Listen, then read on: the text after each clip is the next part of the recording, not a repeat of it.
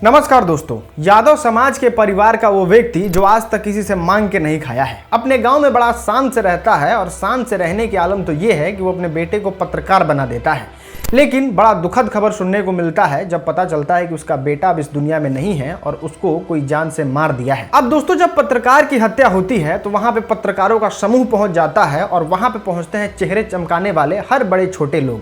वहां पे कुछ नीच भी पहुंच जाते हैं, जिसमें से एक शख्स का नाम है संतोष रेणु यादव।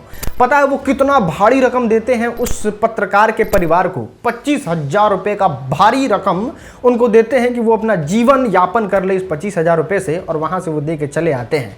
जब एक्चुअल में लगता है परिवार को कि चलो इतना ज्यादा अपमानित हो गए हम इस 25,000 रुपया से, इस पैसे को भी निकाल ही लेते हैं, तो पता चलता है कि उसमें 1 रुपया भी नहीं है और वो चेक बाउंस हो जाता है। मुझे जब पता चला कि बाउंस हो गया तो मुझे बहुत गुस्सा आया। पहली बात कि वो आए यहाँ पर ये सोचकर कि अगर हम ये देते हैं तो लोगों को तो विश्वास हो ही जाएगा, क्योंकि ये लोग तो लाचार है, कुछ भी ले लेंगे, मतलब मजाक बना दिया। और दोस्तों सोच के देखो उस यदुवंशी परिवार पे क्या बीता होगा जो अपने गांव में अलग शान से रहता है। उसका बेटा पत्रकार था, भले आज उसकी हत्या हो गई है तो लोग 25,000 रुपया भी दे रहे हैं, तो पहले तो अच्छा से चेहरा चमका के हाथ में चेक लेके फोटो खिंचवा के सोशल मीडिया पे डालते हैं कि हमने पैसा दिया है, तुम देखो कि हम कितने बड़े लोग हैं।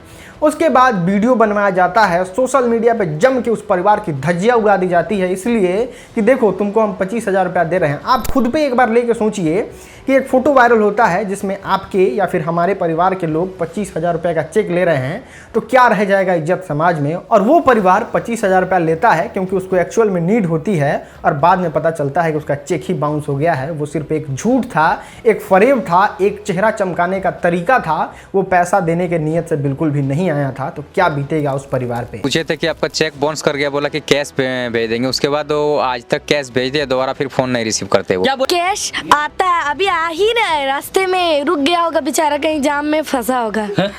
देखिए चक्का का क्या हुआ है। ये तो गांव की एक बड़ा ही फेमस कहावत है, जातो गवैनिया भातो ना खैनी। वही स्थिति कर दी है संतोष रेणु यादव उस पत्रकार गोकुल यादव के परिवार के साथ। दोस्तों अगर आपको लगता होगा कि ये संतोष रेणु यादव जो है वो पहली बार इस तरीके से कर रहा है, तो ये बिल्कुल भी गलत आप सोच रहे हैं।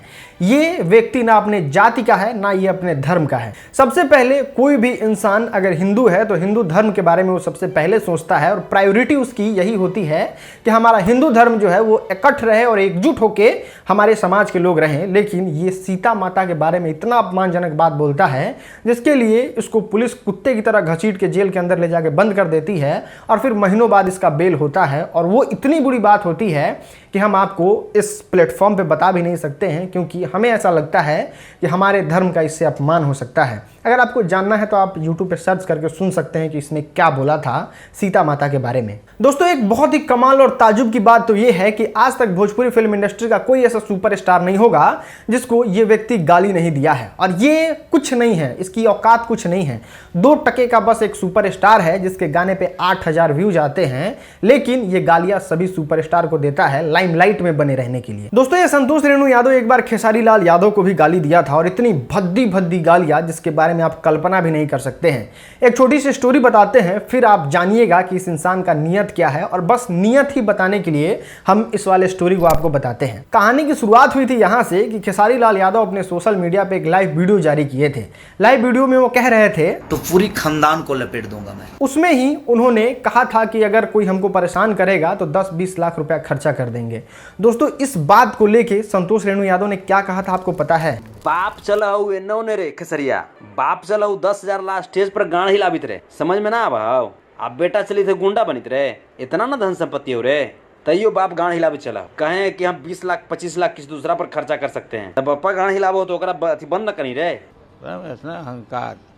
दोस्तों ज़्यादा पुरानी बात नहीं है, उस समय पूरा उत्तर प्रदेश एकजुट होकर ये चाह रहा था कि भोजपुरी फिल्म इंडस्ट्री के सुपरस्टार जो कि बीजेपी से खड़ा हैं उनको प्रचंड बहुमत मिले और दिनेश लाल यादव निरहुआ जो है वो जीत जाएं और उनकी सरकार बन जाए। लेकिन उस वक्त ये आदमी पता है क्या कह रहा था? और दिनेश लाल यादव को कान पकड़ के बीजेपी से भगाया जा रहा है।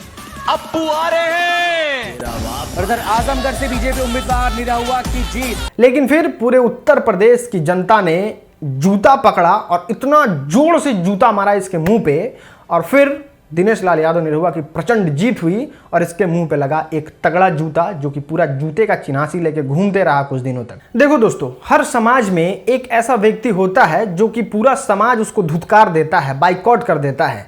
ये इतना बड़ा सुपरस्टार नहीं है कि ये 25,000 रुपया नहीं दिया तो उसके लिए हमको वीडियो बनाने की जरूरत पड़े। हम आपको ये चीजें दिखाना चाहते हैं कि आप रियल इंसान को पहचानो, आप जानो कि आपको किसको लाइक करना है, किसको पसंद करना है, किसको इस समाज में बैठाना है और किसको हटा देना है। क्योंकि आप ही हैं जो एक इंसान को हीरो बनाते हैं, एक इंसान को जीरो बनाते हैं, और इसकी मानसिकता क्या है वो आपने देखा और हमने दिखाया। दोस्तों, आपको भी तो ये सोचना चाहिए कि ये सड़क छाप गायक, जिसके माई बाबू ने 25 पैसा इसके पढ़ाई और संस्कार के विकास के लिए खर्चा नहीं किया, वो क्या किसी दूसरे को 25,000 रुपया देगा। एक काम कर भाई, तू उस 25,000 का बत्ती बना और डाल लो। जब खुजली शांत हो जाए तो वहां से निकालना 25,000 रुपया और जाके थोड़ा पढ़ लेना, तब जाके संस्कार आएगा, तब जाके समझ में आएगा कि समाज में जीते कैसे हैं। उम्मीद है ये वीडियो आपको पसंद आया होगा। वीडियो देखने के लिए आपका बहुत बहुत शुक्रिया।